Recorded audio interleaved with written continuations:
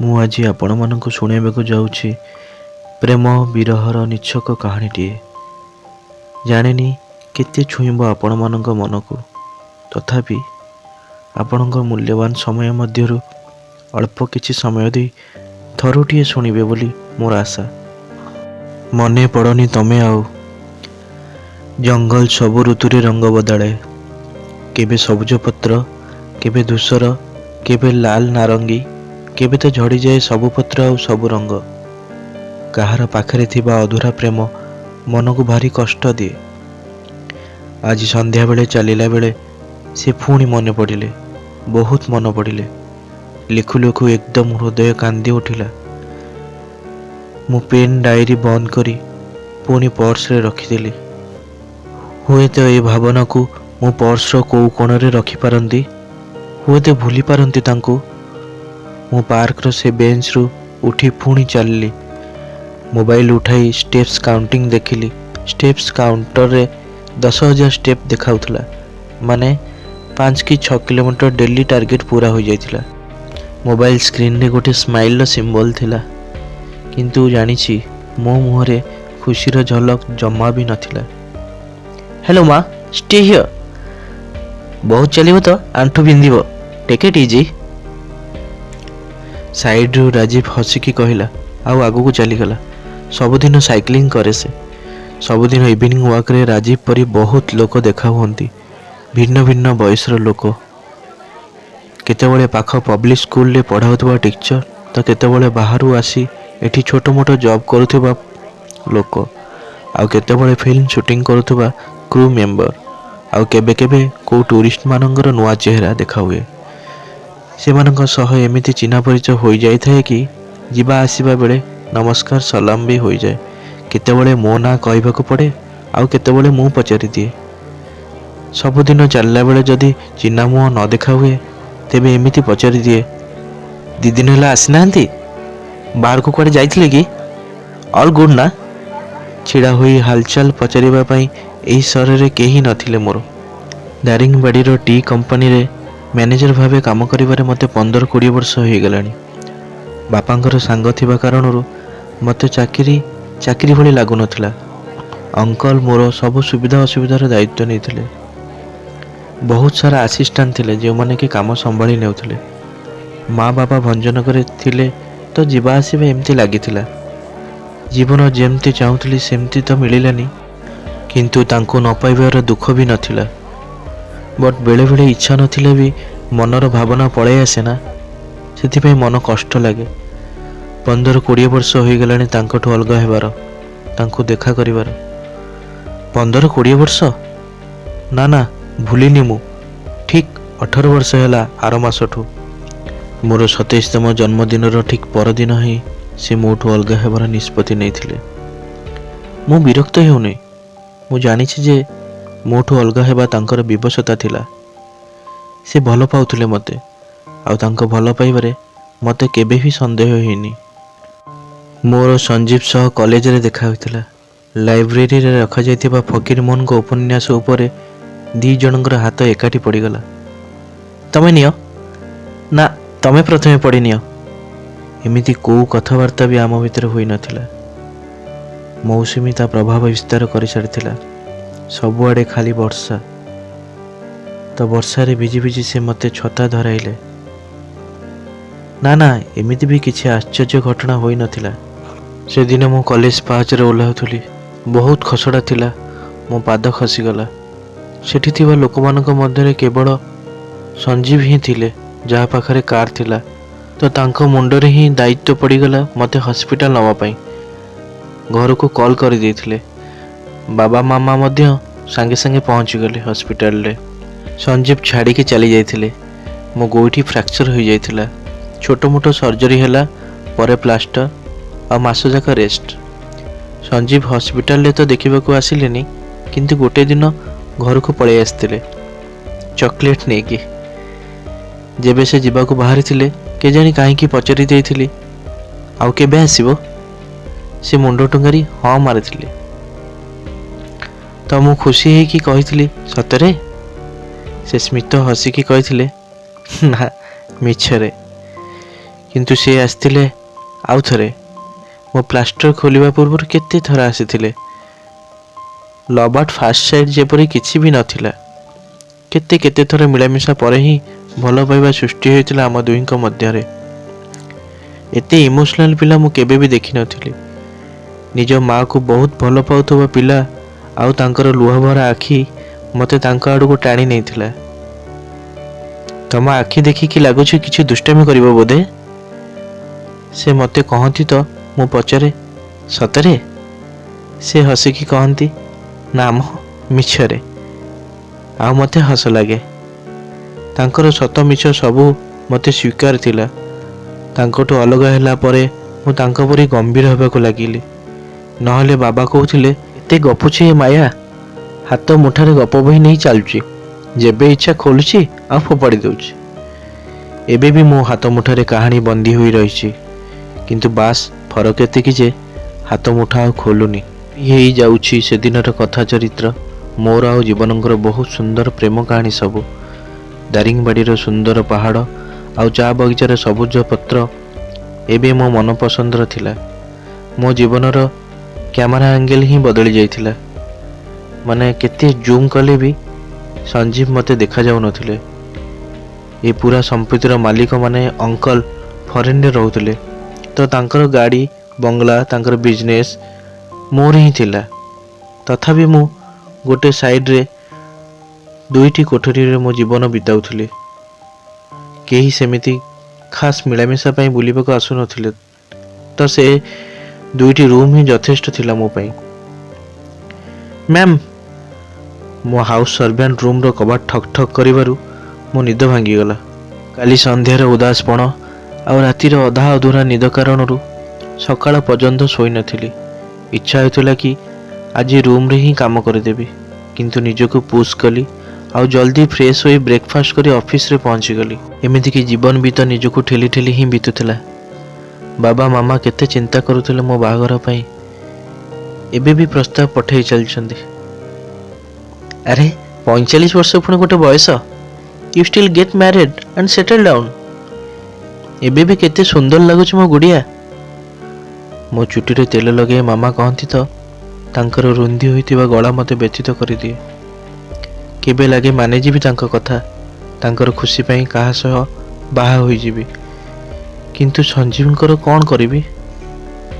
ତାଙ୍କ ଭାବନା, ତାଙ୍କର ମନେ ପଡ଼ିବାକୁ କ'ଣ କରିବି? ତାଙ୍କର ସ୍ୱର, ତାଙ୍କର ମୋତେ ହେ ମାୟା କହିବା, ତାଙ୍କର ବାସ୍ନା ଆଉ ତାଙ୍କର କୋମଳ ସ୍ପର୍ଶ ଏବେ ବି ମନେ ଅଛି ମୋର। ତାଙ୍କର ବାହୁରେ ମୋତେ ଜାବୁଡ଼ି ଧରିବା ଆଉ ବହୁତ ସମୟ ପର୍ଯ୍ୟନ୍ତ ଧରିବା। ଏନି କାହାର ହୃତ୍ସ୍ପନ୍ଦନ ଶୁଣିପାରେ ମୁଁ, ତାଙ୍କର ନା ମୋର? ମୁଁ ନିଜକୁ ନିଜ ବାହୁ ବନ୍ଧନରେ ବାନ୍ଧିଦେଲି। ଅଫିସ ଆଟେଣ୍ଡାଣ୍ଟ ଫ୍ୟାନ୍ର ସ୍ପିଡ୍ କମ୍ କରିଦେଲା ଆଉ ଝରକା ସ୍କ୍ରିନ୍ ଖୋଲିଦେଲା। ବହୁତ ଦୂର ବିସ୍ତାରିତ ଚାହା ଗଛ ଦେଖି କ୍ଷଣକରେ ମୋର ବ୍ୟଥା କୁଆଡ଼େ ଉଭେଇଗଲା। ମୁଁ ଟେବୁଲରେ ପଡ଼ିଥିବା ଫାଇଲର ପେଜ ଓଲଟାଇବାକୁ ଲାଗିଲି ଆଉ ମୋର ମନ ଅତୀତକୁ ଆଉ ସଞ୍ଜୀବ ବର୍ତ୍ତମାନ ସହିତ ଆଗାମୀ ଦିନଗୁଡ଼ିକ ପାଇଁ ମଧ୍ୟ ବହୁତ ଖୁସି ଥିଲୁ। ବାବା ମାଆଙ୍କୁ ନିଜ ପ୍ରସ୍ତାବ ବିଷୟରେ ସବୁ କହିଦେଇଥିଲି ମୁଁ, କିନ୍ତୁ ସଞ୍ଜୀବ ତାଙ୍କ ନିଜ ମାଆଙ୍କ ସହ ଭେଟ କରାଇ ନଥିଲେ। ମୁଁ କେବେ ଜିଦ୍ କରିବି ଆଉ ଯଦି ସେ ମୋ କଥା ନ ମାନିବେ ତ? ସେ ମୋ ହାତ ପାପୁଲିକୁ ଧରି କହନ୍ତି ତମ ହାତର ରେଖାରେ ମୋ ନାଁ ଲେଖା ଅଛି, କହିଦେବି ମାଆଙ୍କୁ, ଚିନ୍ତା କରନି। ମୋତେ ବି ତାଙ୍କ ହାତ ପାପୁଲି ଦେଖିବାର ଥିଲା କି ସେଥିରେ ମୋ ନାଁ ଲେଖା ଅଛି ନା ନାହିଁ। ମୁଁ ତାଙ୍କ ଫଟୋ ରଖି ଶୋଉଥିଲି, କିନ୍ତୁ ସେ କାହା ଆଗରେ ମୋ ନାଁ ମଧ୍ୟ ଉଠାଉନଥିଲେ। ଅଜବ ଲୋକ ଥିଲେ ସେ। କହୁଥିଲେ କି ନଜର ଲାଗିଯିବ।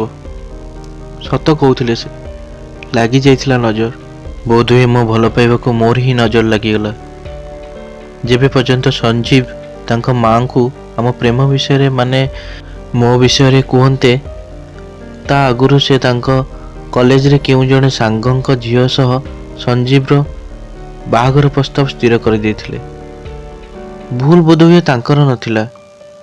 ସେ ଯେବେ ବି ସଞ୍ଜୀବଙ୍କୁ ପଚାରିଛନ୍ତି ଯେ ତାଙ୍କ ଜୀବନରେ କିଏ ଅଛି ବୋଲି, ସଞ୍ଜୀବ ସବୁବେଳେ ଚୁପ୍ ରୁହନ୍ତି।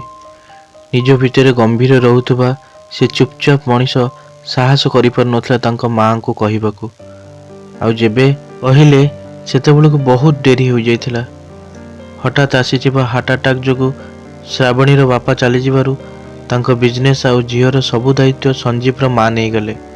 ଶ୍ରାବଣୀର ପାହାଡ଼ ଭଳି ଦୁଃଖ ଆଗରେ ସଞ୍ଜୀବ ଆଉ ମୋ ପ୍ରେମ କୋଉଠି ଧୂଳିରେ ମିଶିଗଲା। ମୁଁ ଯାଇଥିଲି ଗୋଟେ ଦିନ ସଞ୍ଜୀବଙ୍କ ଘରକୁ ତାଙ୍କ ମାଆଙ୍କୁ ରାଜି କରାଇବା ପାଇଁ, କିନ୍ତୁ ସେ ତ ମୋତେ ହିଁ ରାଜି କରାଇ ଦେଇଥିଲେ ମୋତେ କି ମୁଁ ସଞ୍ଜୀବଙ୍କ ଭାବନା ନିଜ ମନରୁ କାଢ଼ିଦେବା ପାଇଁ ଦୂରକୁ ଚାଲିଯାଏ ତାଙ୍କ ଜୀବନରୁ ସବୁଦିନ ପାଇଁ। ମୁଁ ଯାଇଥିଲି ଶ୍ରାବଣୀଙ୍କ ସହ ଝଗଡ଼ା କରିବାକୁ, କିନ୍ତୁ ମୁଣ୍ଡ ତଳକୁ ବସିଥିବା ସେ ନିରିମାୟା ଚେହେରାକୁ ଦେଖି ଛିଡ଼ା ହୋଇ ରହିଗଲି। ସେ ଗଭୀର ସକ୍ରେ ଥିଲା। ତା ଚାରିପାଖରେ କ'ଣ ସବୁ ହେଉଥିଲା ତାକୁ ଜଣା ନଥିଲା। ବାପାଙ୍କୁ ହରାଇଥିବା ଝିଅଠୁ ମୁଁ ସଞ୍ଜୀବକୁ ଛଡ଼ାଇ ଆଣିପାରିନଥିଲି। ଲୋକମାନଙ୍କର ହୁଏତ ଛୁଟି ଦିନଗୁଡ଼ିକ ଅପେକ୍ଷା ଥିବ, କିନ୍ତୁ ମୋର ଖାଲି ଖାଲି ଦିନଗୁଡ଼ିକୁ ୱିକେଣ୍ଡ ଜମା ବି ଭଲ ଲାଗେ ନାହିଁ। ସବୁଦିନ ଇଭିନିଂ ୱାକ୍ର ଓଭରଡୋଜ୍ କରେ। ବୁଲୁ ବୁଲୁ କେବେ ବିତି ଯାଇଥିବା ଦିନଗୁଡ଼ିକ ପାଖକୁ ଚାଲିଯାଏ ତ କେତେବେଳେ ଆସନ୍ତା ଦିନଗୁଡ଼ିକର ହିସାବ କିତାବ କରେ। କାହାକୁ କହେ ନାହିଁ ମୁଁ, କିନ୍ତୁ ମୋ ଡାଏରୀରେ ସବୁଠୁ ବେଶୀ ଲେଖା ହୋଇଥିବା ଶବ୍ଦ ହେଉଛି ଏକୁଟିଆପଣ। କେବେ ଲେଖା ହୋଇଛି ଏକୁଟିଆପଣ ଭଲ ଲାଗେ ତ କେବେ ଲେଖିଛି ଖରାପ ଲାଗେ। ଏମିତି ଏକୁଟିଆ ରହିବାଟା। ଜୀବନ ଏମିତି ବିତି ଚାଲିଲା, କିନ୍ତୁ ମୁଁ କେଉଁ ପାର୍ଶ୍ୱକୁ ବି ଗଲି ନାହିଁ। ମୋତେ କେହି ଡାକିଲେ ବି ନାହିଁ। Hey Maya, it's you. କାହାର ସ୍ୱରରେ ମୁଁ ଚମକି ବୁଲି ପଡ଼ିଲି।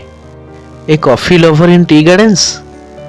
ଗୋଟିଏ ପ୍ରେମଭରା ପ୍ରଶ୍ନ ଆଉ ଆଶ୍ଚର୍ଯ୍ୟଭରା ମୁହଁ ନେଇ ମୋ ସାମ୍ନାରେ ଛିଡ଼ା ହୋଇଥିଲେ ସଞ୍ଜୀବ।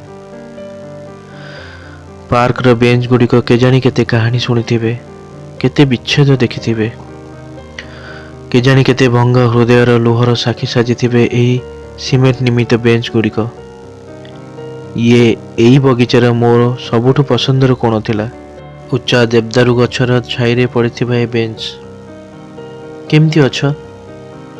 ସଞ୍ଜୀବ 18 ବର୍ଷ ପରେ ପ୍ରଶ୍ନ ପଚାରିଲେ, ଯେଉଁଟାକି ତାଙ୍କୁ ବର୍ଷେ 1.5 ବର୍ଷରେ ସବୁବେଳେ ପଚାରିବାର ଥିଲା। କାହାକୁ ମନ ପ୍ରାଣ ଦେଇ ଭଲ ପାଇ ତାକୁ ହରାଇ ସାରିଲା ପରେ କିଏ କେମିତି ଥିବ? କେତେ ବେଇମାନୀ ହେଉଛି ଏ ପ୍ରଶ୍ନ। ଯେମିତିକି ଅଧରାତିରେ କଡ଼ ଲେଉଟା ଲେଉଟି ହେଉଥିବା ଲୋକକୁ ପଚାରିବା ନିଦ ମାଡ଼ୁନି କି? ନହେଲେ ଢକ୍ ଢକ୍ କରି ପାଣି ପିଉଥିବା ଲୋକକୁ ପଚାରିବା ବହୁତ ଶୋଷ ଲାଗୁଥିଲା କି? ମୁଁ କିଛି ଉତ୍ତର ଦେଲି ନାହିଁ, ଆଉ ତାଙ୍କୁ ପଚାରିଲି, ତମେ କେମିତି ଅଛ? ଭଲ ଅଛି, ସେ କହିଲେ। ସତରେ? ମୁଁ ତାଙ୍କ ଉଦାସ ଚେହେରାକୁ ଭଲସେ ଦେଖିଲି। ନା ମ, ମିଛରେ, ସେ କହିଲେ ଆଉ ହସିଦେଲେ। ମୁଁ ଭାବିଲି ପଚାରିଦେବି କି କାହିଁକି ଖୁସି ନାହ, କିନ୍ତୁ 18 ବର୍ଷର ଦୂରତା କିଛିଟା ଅଧିକାର ଛଡ଼ାଇ ନେଇଥିଲା ମୋଠୁ। ସନ୍ଧ୍ୟା ହୋଇ ଆସୁଥିଲା। ଆମେ କେତେ କ'ଣ ଶୁଣିବାକୁ କହିବାକୁ ଚାହୁଁଥିଲୁ, କିନ୍ତୁ ଚୁପଚାପ ବସିଥିଲୁ। ଏଠି କେମିତି? ସେ ପଚାରିଲେ। ମ୍ୟାନେଜର ଅଛି ଟି ଗାର୍ଡେନରେ। ଛୋଟିଆ ପ୍ରଶ୍ନର ଉତ୍ତର ମୋର ସେତିକି ହିଁ ଛୋଟ ଥିଲା। ଏକୁଟିଆ ରହୁଛ ନା କିଏ ରହୁଛି ସାଥିରେ? ସେ ଥଙ୍ଗେଇ ହୋଇ ପଚାରିଲେ। ମୁଁ କିଛି ସମୟ ତାଙ୍କ ଆଖିକୁ ଚାହିଁ ରହିଲି। ଇଚ୍ଛା ହେଉଥିଲା ଜୋରସେ ଜାବୁଡ଼ି ଧରିବି ତାଙ୍କୁ, ଆଉ କେବେ କେଉଁଠିକୁ ବି ଯିବାକୁ ଦେବି ନାହିଁ ତାଙ୍କୁ। ମନେ ହେଉଥିଲା କି କହିବାକୁ ଏକୁଟିଆ ନୁହେଁ ମୁଁ, ତୁମର ଭାବନା ଅଛି ମୋ ସହ, ତୁମ ସହିତ ବିତେଇଥିବା ପ୍ରତ୍ୟେକ ମୁହୂର୍ତ୍ତର ଖୁସି ଅଛି, ତୁମେ ନଥିବାର ଦୁଃଖ ବି ଅଛି ମୋ ସହ। କେଉଁଠି ଅଛି ମୁଁ ଏକୁଟିଆ? ହଁ, ଏକୁଟିଆ ହିଁ ରହୁଛି। ମୁଁ କହିଲି ତ ସଞ୍ଜୀବ ଟିକେ ନିଜକୁ ଅସହଜ ମନେ କଲେ। ଲାଗିଲା ଯେ ତାଙ୍କ ଶରୀର ଥରି ଉଠିଲା, ଆଉ ତାଙ୍କ ଓଠ ଟିକେ ହଲୁଥିଲା, ଯେମିତିକି ସେ କିଛି କହିବାକୁ ଚାହୁଁଥିଲେ। ଠିକ୍ ସେତିକିବେଳେ ତାଙ୍କର ମୋବାଇଲଟା ବାଜି ଉଠିଲା। ସେ ଶୀଘ୍ର ତାଙ୍କ ଓଭରକୋଟ୍ରେ ହାତ ପୁରାଇଲେ ଆଉ ମୋବାଇଲ ବାହାର କରି ଛିଡ଼ା ହୋଇଗଲେ। ତାଙ୍କର ସ୍ୱରରେ ଥିଲା ବ୍ୟସ୍ତତା। ଆସୁଛି, ଆଇ ଆମ୍ କମିଂ। ତାଙ୍କୁ ଯିବାକୁ ଥିଲା। ଅଧାରେ ଛାଡ଼ିକି ଯିବାଟା ତାଙ୍କର ପୁରୁଣା ଅଭ୍ୟାସ ଥିଲା। ହେଇପାରେ ବିବଶତା। ମୋ ମନର କ୍ଷତରେ ଲୁଣ ଛିଞ୍ଚିବାକୁ ଚାଲି ଆସିଥିଲେ ବୋଧେ ସଞ୍ଜୀବ। ଶ୍ରାବଣୀ, ମନେ ଅଛି ନା ତୁମର, ମାଇ ୱାଇଫ୍? ମୁଁ ମୁଣ୍ଡ ହଲାଇଲି। ମୋ ଛାତି ଯେମିତି ଭାରି ଭାରି ଲାଗୁଥିଲା। ସେ ମୋତେ ଗୋଟେ ଲୟରେ ଚାହିଁ ରହିଥିଲେ। ଆଉ ଥରେ ବସି ପଡ଼ିଲେ ମୋ ପାଖରେ। ତା ଦେହ ଖରାପ ଅଛି, ତାର କିଛି ମନେ ରହୁନି। ଡିମେନ୍ସିଆ, ଆକ୍ୟୁଟ୍ ନ୍ୟୁରୋଲୋଜିକାଲ ଡିସଅର୍ଡର ଅଟେ। କାହାକୁ ଚିହ୍ନି ପାରୁନି ସେ। ହ୍ୱାଟ୍? ମୁଁ ବ୍ୟତିବ୍ୟସ୍ତ ହୋଇ ଉଠି ପଡ଼ିଲି। ସଞ୍ଜୀବଙ୍କ ଆଖିରୁ ଦୁଃଖର ସାହି ବାହାରି ଆସୁଥିଲା। It's all random. କେବେ କେବେ ମୋତେ ହିଁ ଚିହ୍ନି ପାରେନି, ନିଜ କେୟାରଟେକରକୁ ବି ନୁହେଁ। କେବେ କେବେ ଫିଲ୍ମ ଦେଖୁ ଦେଖୁ ତା ହିରୋର ନାଁ ବି କହିଦିଏ ଆଉ ବେଳେବେଳେ ଭୁଲିଯାଏ। Oh I am so sorry Sanjeev, କହୁ କହୁ ମୋ ଗଳା ରୁନ୍ଧି ହୋଇ ଆସୁଥିଲା। I always wished happiness for you. Sanjeev ମୋ ହାତ ପାପୁଲିକୁ ଧରି ମୋତେ ପାଖରେ ବସାଇ ଦେଲେ। ନିଜ ଲମ୍ବା ହାତ ମୋ ପଛ ବେକ ପାଖରେ ବଢ଼ାଇ ଦେଲେ। ମୁଁ ବହୁତ ସମୟ ଲାଗିକି ବସିଲି। ତାଙ୍କ ଆଉ ମୋ ଦୁଃଖ ଏକା ସଙ୍ଗରେ ବହୁଥିଲା। ଶ୍ରାବଣୀଙ୍କ ଖରାପ ସ୍ୱାସ୍ଥ୍ୟକୁ ମେଡ଼ିସିନ କାମ କରୁନଥିଲା। ଡକ୍ଟର ଶ୍ରାବଣୀଙ୍କୁ ଖୁସିରେ ରଖିବାକୁ କହିଥିଲେ। ସଞ୍ଜୀବ ମଧ୍ୟ କୌଣସିଥିରେ କିଛି ବି ହେଳା କରିନଥିଲେ। କିନ୍ତୁ କେତେ ଅଜବ କଥା ନା, ଆମେ କାହାକୁ କେବେ ବି ଅଜାଣତରେ ଦୁଃଖୀ କରିଦେଉ, କିନ୍ତୁ କାହାକୁ ଖୁସି ରଖିବାଟା ଆମ ହାତରେ ସର୍ବଦା ହୋଇପାରେ ନା। ଶ୍ରାବଣୀ ତାଙ୍କ ବାପାଙ୍କ ଚାଲିଯିବା ଦୁଃଖରୁ ହୁଏତ ପୁରାପୁରି ବାହାରି ଆସିପାରିନଥିଲା। ସେହି ଦୁଃଖ ହିଁ ଦେହ ଖରାପର କାରଣ ହୋଇଥାଇପାରେ। ମେଡ଼ିକାଲ ସାଇନ୍ସର ଜଟିଳତା କିଏ ବା ବୁଝିପାରିବ। ଏବେ ସଞ୍ଜୀବ ଡକ୍ଟରଙ୍କ କହିବା ଅନୁଯାୟୀ ଶ୍ରାବଣୀକୁ ଦାରିଙ୍ଗବାଡ଼ି ବୁଲାଇବାକୁ ଆଣିଛନ୍ତି। ଗୋଟେ ସୁନ୍ଦର ରିସୋର୍ଟକୁ ସେ ଘରର ଚେହେରା ପରି ରଖିଛନ୍ତି। ସେମିତି ବି କିଛି ମାନେ ନାହିଁ ଯେ ସବୁ ସୁନ୍ଦର ଘରେ ସୁଖ ବି ଥିବ ଆଉ ଦୁଃଖ ନଥିବ। ସଞ୍ଜୀବ, ତୁମ ମା ସାଙ୍ଗରେ ଅଛନ୍ତି ନା ତୁମର? ମୁଁ ବହୁତ ସାହସ ବାନ୍ଧି ପଚାରିଲି। ମା? ସେ ଆଉ ନାହାନ୍ତି। ଆ ଭିତରେ 2 ବର୍ଷ ବିତିଗଲାଣି ତାଙ୍କୁ ଆମକୁ ଛାଡ଼ି ଯିବାର। ଶ୍ରାବଣୀର ବେମାର ଆଉ ମୋ ଦୁଃଖ ତାଙ୍କୁ ଭିତରୁ ବ୍ୟଥିତ କରୁଥିଲା। ସେ ସମୟ ପୂର୍ବରୁ ଧୀରେ ଧୀରେ ଦୁର୍ବଳ ହୋଇ ଚାଲିଲେ। ଗୋଟେ ଦିନରେ ଏତେ ସବୁ ଖରାପ କଥା ଶୁଣିବାକୁ ମୁଁ ଜମା ବି ପ୍ରସ୍ତୁତ ନଥିଲି। କିନ୍ତୁ ଏସବୁ ଭିତରେ ଗୋଟିଏ ଛୋଟିଆ ଖୁସି କେଉଁଠି ଲୁଚିକି ଡେଣା ମେଲାଉଥିଲା। ସଞ୍ଜୀବକୁ ଦେଖା କରିବାର ଖୁସି। ସଞ୍ଜୀବ ପରଦିନ ସନ୍ଧ୍ୟାରେ ମଧ୍ୟ ପାର୍କରେ ଦେଖା ହେଲେ। ମାନେ ଏମିତି ନୁହେଁ, ମୋତେ ଖାସ୍ ଦେଖା କରିବାକୁ ହିଁ ସେ ଆସିଥିଲେ। ଆଉ ଏମିତି ଆମେ ସବୁଦିନ ଦେଖା ହେଲୁ। ବହୁତ ବର୍ଷ ପରେ ମୁଁ କୌଣସି ଜିନିଷର ଅପେକ୍ଷାରେ ଥିଲି। ସନ୍ଧ୍ୟାର ଅପେକ୍ଷାରେ, ସଞ୍ଜୀବଙ୍କ ଅପେକ୍ଷାରେ। ଆମେ ବିତି ଯାଇଥିବା ଦିନଗୁଡ଼ିକ ବିଷୟରେ କଥା ହିଁ ନଥିଲୁ। ସେସବୁ ଆମର ଭଲ ପାଇବାର ଦିନ ଥିଲା ନା। ସେ ଦିନଗୁଡ଼ିକ ଚିନ୍ତା ଆମ ଦୁହିଁଙ୍କୁ ଅସହଜ କରିପକାଏ। ଆସନ୍ତା ଦିନଗୁଡ଼ିକ ବିଷୟରେ ଆଲୋଚନା କରିବାଟା ବି ବେଇମାନି ଥିଲା। ଆମେ ଖାଲି ବାସ୍ ସେ ସନ୍ଧ୍ୟାରେ କଥା ହେଉଥିଲୁ। ସନ୍ଧ୍ୟା ସମୟଟା ଲମ୍ବା ହେବାକୁ ଲାଗୁଥିଲା। ଚାଲୁ ଚାଲୁ ଆମେ ଥକି ଯାଉଥିଲୁ ତ ବସି ଯାଉଥିଲୁ ଗୋଟେ ଜାଗାରେ। ପାର୍କର ସେ କୋଣରେ ପଡ଼ିଥିବା ବେଞ୍ଚରେ ପିଠିକୁ ଆଉଜୋଇ ନିଜ ଗୋଡ଼ ଆଗକୁ ଲମ୍ବେଇ ବସିଥିବା ସଞ୍ଜୀବକୁ ଦେଖିକି ମୁଁ ଭାବିଲି ଯେ ଯେବେ ସେ ଚାଲିଯିବେ ତ ମୁଁ ଏଇଠି ଆସି ବସିଯିବି, ସେଇଠି ପିଠିକୁ ଆଉଜୋଇ ଯେଉଁଠି ତାଙ୍କ ପିଠି ଆଉଜୋଇଛି। କ'ଣ ସଞ୍ଜୀବ ବି ଏମିତି କିଛି ଭାବୁଥିବେ?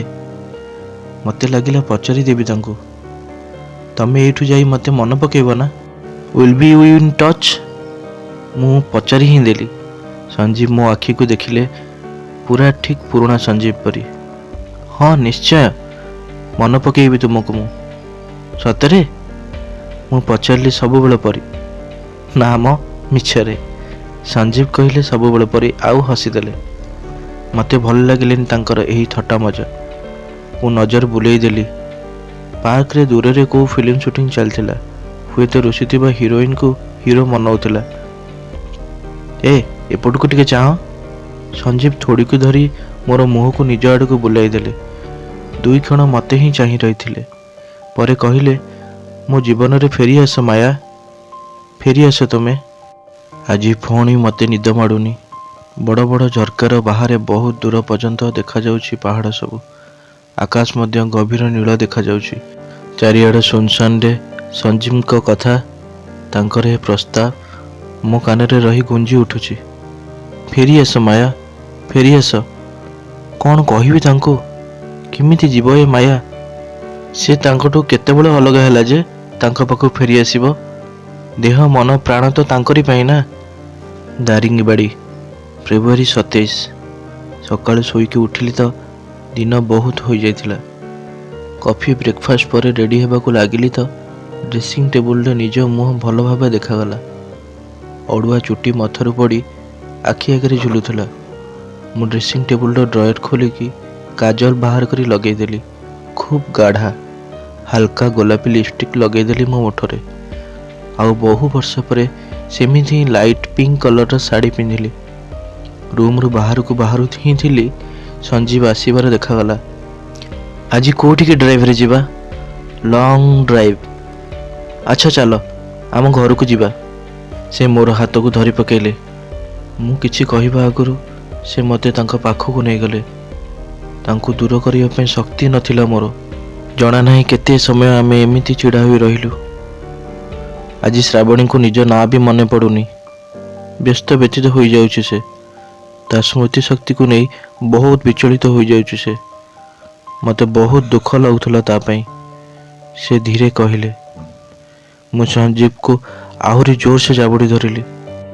ସତ କୁହ ସଞ୍ଜୀବ, ତୁମକୁ କେବେ ଏମିତି ଲାଗିନି ତ ଶ୍ରାବଣୀ ପାଇଁ, ମାନେ ତୁମ ୱାଇଫ୍ ପାଇଁ ମୁଁ କେବେ ଖରାପ ମାଗିଥିବି ଠାକୁରଙ୍କୁ? କହୁ କହୁ ମୋତେ କାନ୍ଦ ଲାଗିଲା କି ମୁଁ ଏମିତି କେବେ ବି ଚାହିଁନଥିଲି, କେବେ ବି ନୁହଁ। ସଞ୍ଜୀବ ମୋତେ ନିଜଠୁ ଟିକେ ଅଲଗା କଲେ ଆଉ ମୋ ମଥାରେ ହାଲକା ଚୁମା ଦେଇ କହିଲେ, ଭଲ ପାଉଥିବା ଲୋକଙ୍କର ଅଭିଶାପ କେବେ ବି ପ୍ରଭାବ ପକାଏ ନାହିଁ ମାୟା। କିଛି ସମୟ ପରେ ମୁଁ ଆଉ ସଞ୍ଜୀବ ଭଡ଼ା ଘରେ ପହଞ୍ଚିଲୁ, ଯାହାକୁ କି ସେ କିଛି ଦିନ ପାଇଁ ତାକୁ ଘର ଭାବି ଦେଇଥିଲେ। ବଡ଼ ଗେଟ୍ରେ କାର୍ ଭିତରକୁ ପଶିଲା। ବହୁତ ସୁନ୍ଦର ବଗିଚା ଆଉ ଏକଦମ ଗ୍ରୀନ୍ ଲନ୍। ସଞ୍ଜୀବ ମୋ ହାତ ଧରିଲେ। ଆମେ ଭିତରୁ ପ୍ରବେଶ କଲୁ ତ ସାମ୍ନାରେ ଶ୍ରାବଣୀ ବସିଥିଲା। କେୟାର ଟେକର ସାମ୍ନାରେ ବସି ଫ୍ରୁଟ୍ସ କାଟୁଥିଲା। ଶ୍ରାବଣୀକୁ ଦେଖି କୋହ ଭରି ଆସିଲା ମୋର। ଭିତରକୁ ପଶି ଯାଇଥିବା ଆଖି ଆଉ ଉଦାସ ଭରା ମୁହଁ। ସେ ଅପଲକ ନୟନରେ ସଞ୍ଜୀବକୁ ଦେଖିଲେ ଆଉ ଆପୁଲ ଖଣ୍ଡେ ପାଟିରେ ପୂରାଇ ଦେଲେ। 2 କ୍ଷଣ ପରେ ତାଙ୍କ ନଜର ମୋ ଉପରେ ପଡ଼ିଲା। ପୁରା ଅପଲକ ଚାହାଣୀରେ ଦେଖୁଥିଲେ ମୋତେ ସେ, ଆଉ ଧୀରେ ଧୀରେ ମୋ ପାଖକୁ ଚାଲି ଆସିଲେ। କିଛି କହିବା ପୂର୍ବରୁ ସେ ଆଙ୍ଗୁଠିରେ ସେ କାନ୍ଥ ଆଡ଼କୁ ଇସାରା କଲେ। ସେଠି ବହୁତ ଫଟୋ ଫ୍ରେମ୍ ସହିତ ମୋର ଆଉ ସଞ୍ଜୀବଙ୍କର ଫଟୋ ମଧ୍ୟ ଥିଲା। ମୁଁ ସେ ଆଡ଼କୁ ଅନେଇଲି। ଶ୍ରାବଣୀ ମୋତେ ଚାହିଁ ହସିଦେଲା ଆଉ ମୋ ପାଖକୁ ଆସି କହିଲା, ତମେ ମାୟା ନା? ସଞ୍ଜୀବଙ୍କର ମାୟା। ମୁଁ ପୁରାପୁରି ଚମକିଗଲି। ସଞ୍ଜୀବଙ୍କର ମାୟା? ତା ଆଖି ଛଳ ଛଳ ହୋଇଯାଇଥିଲା। କିଛି ସମୟ ପୂର୍ବରୁ ଯାହାର ମୁହଁ ପୁରା ଉଦାସ ଥିଲା, ସେଥିରେ କେତେ କ'ଣ ଲେଖାଥିଲା କହିବା ପାଇଁ ମୋତେ। ମୁଁ ସେ ଆଖିରୁ ମୋ ପାଇଁ ଘୃଣାଭାବ ଖୋଜିବାକୁ ଲାଗିଲି। ମାୟା ମାୟା, ସେ ପୁଣି ଗୁଣଗୁଣ ହେଲା। ଆଉ ଏହାପରେ ସଞ୍ଜୀବ କିଛି କୁହନ୍ତେ ମୁଁ ବୁଲି ପଡ଼ିଲି ଆରପଟକୁ। ହଠାତ୍ ବାହାରକୁ ଚାଲିଗଲି ଆଉ ଦୌଡ଼ିବାକୁ ଲାଗିଲି କେଉଁ ଏକ ସିଧା ରାସ୍ତାରେ ଜୋରସେ, ଆହୁରି ଜୋରସେ। ପଛପଟୁ କିଏ ଡାକୁଥାଏ ମୋ ନାଁ, ମାୟା ମାୟା। ମୁଁ ପଛକୁ ଫେରି ଦେଖିଲି ନାହିଁ। ନଥିଲି ମୁଁ ମାୟା, ନଥିଲି ମୁଁ ସଞ୍ଜୀବଙ୍କର ମାୟା। ନା, କେବେ ବି ନଥିଲି। ବାସ୍ ଏତିକି ଥିଲା ସଞ୍ଜୀବ ଆଉ ମାୟାର ପ୍ରେମ କାହାଣୀ।